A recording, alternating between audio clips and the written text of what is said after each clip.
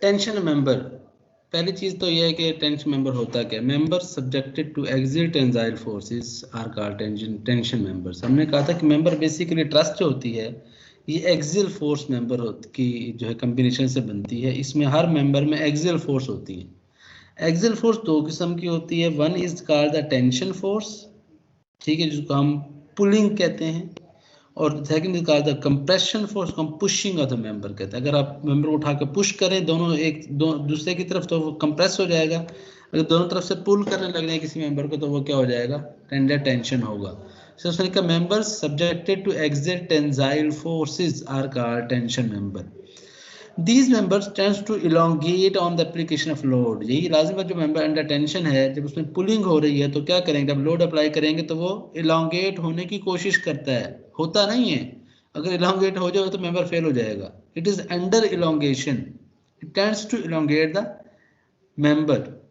The simplest tension member are made of wire rope or cable, round or square bars are the। वो कहता है बहुत simple member हो तो अगर आप देखें, अगर आपको रस्सी पकड़ खींचें तो अंडर टेंशन काम करती है, केबल उसको खींचें अंडर टेंशन चीज को उठा के रखती है, लेकिन कंप्रेशन में ना वायर काम करती है ना केबल काम करती है। तो सिंपलेस्ट टेंशन मेंबर जो होता है वो वायर का हो सकता है, वो केबल का हो सकता है, रोप का हो सकता है, वो राउंड या स्क्वायर बार हो सकते हैं। बहुत सिंपल से कोई भी सर्कुलर बार ले लें, राउंड बार ले लें, स्क्वायर बार ले लें, जो भी ले लें, या कोई प्लेट हो सकती है, उसका भी टेंशन मेंबर बन सकता है। इसने एग्जांपल्स दिए कि आप टेंशन मेंबर में क्या क्या चीजें, बड़ा सिंपल।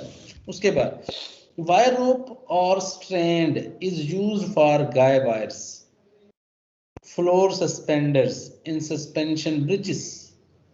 गाय वायर सस्पेंशन ब्रिज में होती है, जो कि मेन वायर होती है जो किसी चीज को खींच रही होती है, उठा रही होती है। तो स्ट्रैंड कहते हैं ग्रुप ऑफ, आपने प्रीस्टेस का सब्जेक्ट पढ़ लिया ना, प्रीस्टेस। यस सर, पढ़ रहे हैं, उसी तो ने हमें स्टैंड भी पढ़ाया सर। तो स्ट्रैंड आपने पढ़ा होगा कि group of wires, normally group of 7 wire, लेकिन ये 3 वायर स्ट्रैंड भी होता है, 4 वायर स्ट्रैंड भी होता है, 5 वायर स्ट्रैंड भी होता है, 7 वायर स्ट्रैंड भी होता है। नॉर्मली हम 7 वायर स्ट्रैंड यूज करते हैं। तो क्या करते हैं, स्पन टुगेदर, दरमियान में एक वायर रख के 6 वायर को उसके ऊपर स्पन करा देते हैं, घुमा देते हैं, एक ही रस्सी बन जाती है। इवन दो कि अगर आप कभी भी बाजार से जाइए, जो रस्से मिलते हैं बाजार में से, रस्सा जिससे आप चारपाई में भी डालते हैं या कुछ चीज बांधते हैं जिससे, तो इसमें 3 वायर्स होती हैं। 3 वायर्स को उसमें स्पन क्या होता है, घुमाया होता है, फिर जाके एक रस्सा बनता है। तो ये 3 वायर स्ट्रैंड होता है बेसिकली, लेकिन ये क्योंकि आपके पास सूत का होता है तो ये आपके पास जो है वायर रोप कहलाएगी, रोप होगी सिंपल। और अगर आप ये स्टील का बना लें तो ये वायर रोप कहलाएगी, इसको केबल भी कह सकते हैं। तो कहते हैं ये गाय वायर के तौर पर इस्तेमाल भी हो सकता है, यानी कि आपने कोई चीज सस्पेंड की, उसको पीछे खींच लिया, या जो आपके सस्पेंशन ब्रिजेस होते हैं उसके अंदर जिस चीज से सस्पेंड करते हैं, जिन रस्सों से करते हैं, वो भी आपकी क्या होते हैं, अंडर टेंशन होते हैं। कभी आपने सस्पेंशन ब्रिज की पिक्चर देखी है, ब्रिज एक स्ट्रेट होती है, जिस पर गाड़ियां गुजर रही होती हैं, इसके दोनों साइड पे पहले वर्टिकल रस्से होते हैं, फिर उन पे से एक कर्वेचर में रस्सा गुजर रहा होता है।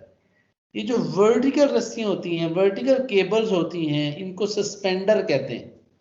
This suspenders are use for the suspension of floor, floor को डायरेक्ट सस्पेंड कर रहे होते हैं, उसके ऊपर से वायर गुजर रही होती है। Rods or bars, rods or bars are used in bracing systems as in towers and sag rods for purlins in sloping roofs। वो कहते हैं देखें, जो रॉड होते हैं ना, सिंपल रॉड या बार होती है, कोई भी सरिया जैसे ले लें, वो कहते हैं इसको हम नॉर्मली ब्रेसिंग सिस्टम में इस्तेमाल करते हैं टावर्स की।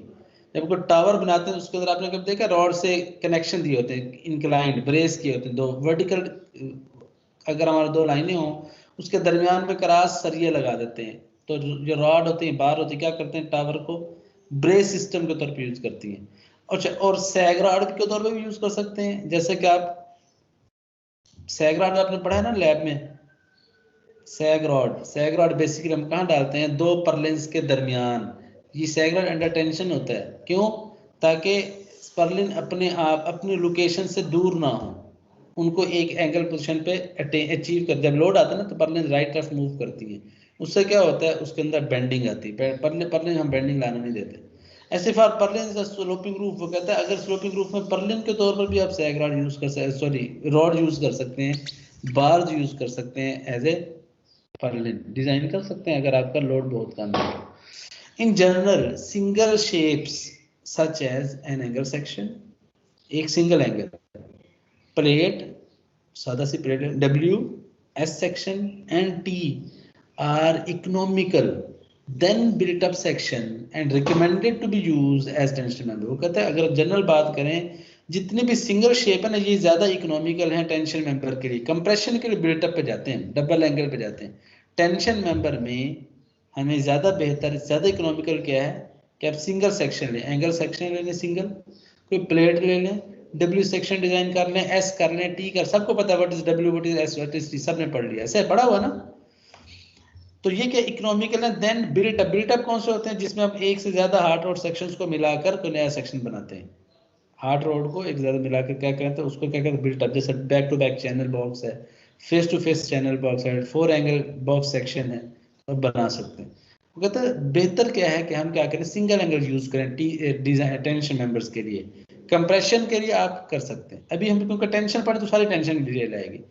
built up section consisting of 2 or more shapes may be required in the following situation। वो कहते हैं ये कुछ situations हैं जहां पर आपको 2 या 3 शेप्स को मिलाकर जो बिल्ट अप सेक्शन बनता है जरूरत पड़ जाए टेंशन मेंबर में।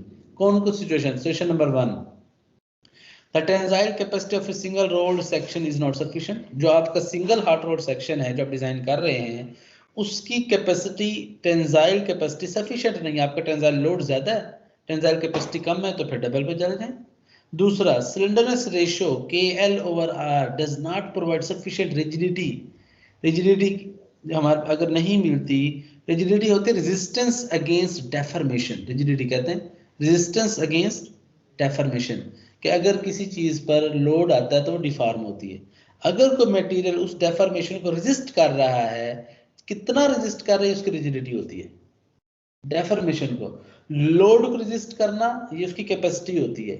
लोड आने पर जो डेफॉर्मेशन होती है, उस डेफॉर्मेशन को रेजिस्ट करना, इसको क्या कहते हैं, रिजिडिटी कहते हैं। समझ आ गया फर्क दोनों में, रिजिडिटी में और कैपेसिटी में या स्ट्रेंथ में। एक तो strength of material, how much load, maximum load it can bear, it can tackle, ठीक है। और रिजिडिटी क्या होती है, लोड आने पर डेफॉर्मेशन होगी, कितना इस डेफॉर्मेशन को रेजिस्ट कर सकती है, रोक सकती है, उसको कहता है रिजिडिटी। बाज़ का एक ही सेक्शन होता है, मिसाल आई सेक्शन है ना, आई सेक्शन मैं उसको वर्टिकल खड़ा कर दूं गर्डर तो उसकी रिजिडिटी ज्यादा है। अगर उसको मैं हॉरिजॉन्टल कर दूं, एच बना दूं, तो रिजिडिटी कम है। क्यों? एच में मोमेंट ऑफ इनर्शिया कम हो जाता है, बी ज्यादा है, एच कम हो जाता है। और आई में बी कम है, एच हाइट ज्यादा है, मोमेंट ऑफ इनर्शिया ज्यादा हो जाता है। तो मोमेंट ऑफ इनर्शिया जितना कम होगा उतना रिजिडिटी कम होगी, मोमेंट ऑफ इनर्शिया जितना ज्यादा होगा उतना रिजिडिटी ज्यादा होगी। तो ये भी एक कंसेप्ट है। तो दूसरा, क्योंकि हमने चेक लगाना होता है डेफॉर्मेशन पे, वो कहता है अगर आपकी cylinder ratio sufficient rigidity provide नहीं कर रही, इट मीन सिलेंडर वैल्यू बहुत ज्यादा है KL/R की, उसको रिड्यूस करने के लिए भी आप क्या करते हैं, बिल्टअप यूज करते हैं। और अगर आप याद हो, जब मैंने बिल्टअप पढ़ाया तो वहां पे मैंने बताया था कि बिल्टअप प्रोवाइड करने की मेन रीजन ये होता है कि इससे सिलेंडरनेस रेशियो आपकी रिड्यूस हो जाती है। Third reason, the effect of bending combined with the tensile behavior requires a larger lateral stiffness। कभी कभार ऐसा होता है कि टेंशन मेंबर तो है लेकिन उसमें बेंडिंग भी आ रही है, लोड सेंटर में लग गया किसी वजह से, अब बेंडिंग करेगा। कहता है अगर कंबाइंड विद बेंडिंग हो, इफेक्ट ऑफ बेंडिंग कंबाइंड हो विद द टेंसाइल फोर्स, फिर क्या करें, इसमें लेटरल स्टिफनेस ज्यादा रिक्वायर होती है। तो लेटरल स्टिफनेस ज्यादा रिक्वायर है तो सिंगल एंगल तो लेटरल स्टिफनेस नहीं देता। लेटरल डायरेक्शन लेटर कहते हैं perpendicular to the application of load, perpendicular to the load direction lateral direction होती है, या perpendicular to the longitudinal axis of the member, ये भी लेटरल डायरेक्शन होती है। जो मसलन अगर मैं एक अलोंग, एक क्या एग्जांपल है, फॉर एग्जांपल एक गर्डर है आपने छत में डाला हुआ है, गर्डर छत में डल गया वर्टिकल डायरेक्शन में, अब जो पैरेलल टू रूफ डायरेक्शन है that is the lateral, perpendicular to the length of the girder that is lateral direction. Unusual connection details require a particular cross section. वो कहता कभी कभार ऐसा भी होता है कि जी आपके बाकी सारे मेंबर डबल हैं लेकिन कुछ मेंबर सिंगल आने, अब उनके जो कनेक्शन डिटेलिंग होगी वो नहीं हो सकती, वो अनयूजुअल है, आमतौर पे नहीं। अब जो कनेक्शन एक जैसे बनाने हैं तो हमें मजबूरी बन जाती है कि लोड सिंगल सेक्शन की कैपेसिटी भी पूरी है, स्लैंडरनेस रेशियो पे भी कोई प्रॉब्लम नहीं है, ठीक है, और बेंडिंग भी नहीं आ रही, लेकिन कनेक्शन डिटेल नहीं एक जैसी। तो कनेक्शन एक जैसा करने के लिए भी हमें बाज़ औक़ात कि अगर मैक्सिमम कंप्रेशन मेंबर डिजाइन हुए हुए हैं तो उसी जैसा हमें टेंशन डिजाइन करना पड़ जाता है। And then aesthetic dictates a particular cross section shape. वो कहता है एस्थेटिक भी हमें कहता है कि जी पूरी स्ट्रक्चर में एक जैसी शेप इस्तेमाल करें। ऐसा ना हो कि जी कहीं पे आप सिंगल एंगल लगा रहे हैं, कहीं डबल लगा रहे हैं, कहीं पे चैनल लगा रहे हैं, कहीं पे आप बिल्टअप, ऐसा ना हो। एस्थेटिक हमें कहते हैं कि यार सारे सेक्शन एक जैसे खूबसूरती लगती है, कोई अलग अलग होंगे और रैंडम होंगे तो खूबसूरत नहीं लगेंगे। तो कहता है जो एस्थेटिक वो भी हमें बाज़ को मजबूर कर देती है कि आप बिल्टअप पे चले जाएं। तो ये 5 रीजंस हैं हमारे पास बिल्टअप सेक्शन प्रोवाइड करने की। कैपेसिटीज सफिशिएंट हो, स्लैंडरनेस रेशियो रिजिडिटी प्रोवाइड ना कर रही हो, बेंडिंग आ जाए टेंसाइल के साथ, कनेक्शन डिटेल अनयूजुअल हो जाए, और एस्थेटिक। इसमें देखें इसने राउंड बार भी बता दी क्रॉस सेक्शन, फ्लैट बार का क्रॉस सेक्शन भी दिखा दिया। फ्लैट बार ऐसी होती है, राउंड बार ऐसी होती है। हाँ जी, यहाँ तक क्लियर है? जी सर। ये उसने कुछ बिल्ट अप सेक्शंस दिखा दें जो हम यूज करते हैं इसके अंदर टेंशन मेंबर डिजाइन में। ये बिल्ट अप सेक्शन है, ये डबल एंगल का एंगल ही है, लेकिन किसका प्रोवाइड किया? देखो ये 2 प्लेट्स हैं, ये 2 क्या है? प्लेट्स हैं। ये थ्रू आउट लेंथ नहीं होती, ये इंटरमिटेंट होती हैं, यानी कुछ लेंथ तक होती हैं, फिर गैप, फिर लेंथ, फिर गैप, इसको कहते हैं इंटरमिटेंट। तो ये कि एंगल सेक्शन थोड़ा लेंथ, ये एंगल सेक्शन, तो इससे बिल्ट अप सेक्शन बन गया। ये डबल एंगल सेक्शन है, ये भी बिल्ट अप है। डबल चैनल बॉक्स है फेस टू फेस, ऐसे ये 2 प्लेटें ऊपर नीचे, ये आपकी इंटरमिटेंट है। ऐसे double channel built up section, ये बैक टू बैक है। ऐसे बिल्ट अप आई सेक्शन है 4 एंगल, लेकिन आई सेक्शन 4 एंगल से आई सेक्शन बना लिया। ऐसे ये 4 एंगल बॉक्स सेक्शन है। तो ये सारे बिल्ट अप हैं, इनमें से भी आप कोई भी यूज कर सकते हैं एज अ टेंशन मेंबर। जब जो यूज करेंगे हम उसका डिजाइन देखेंगे।